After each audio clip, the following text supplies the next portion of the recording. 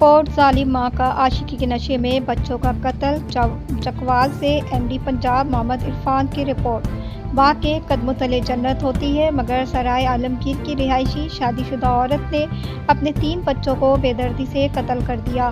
اس عورت کا چال چلن کچھ ایسا تھا کہ ٹک ٹاک پر رسم الفت کو بڑھاتے جائز ناجائز سارے تعلقات قائم ہوئے۔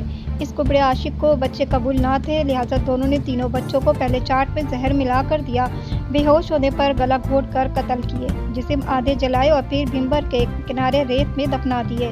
بعد ازاں پنجاب پولیس اور بھمبر پولیس کی مشترکہ کارروائی سے ملزمان پکڑے گئے۔ دونوں حیوانوں نے اقرار جرم کر لیا۔ لاشیں برآمد کر لی گئیں۔ ان دونوں ایسے کیفر کردار تک پہنچائے کہ زمانہ توبہ توبہ کرے۔ ہم انسانوں کی شکل میں اس کائنات میں کیسے کیسے درندے گھوم رہے، انسانیت کے نام پر یہ بدنما دھبہ ہے۔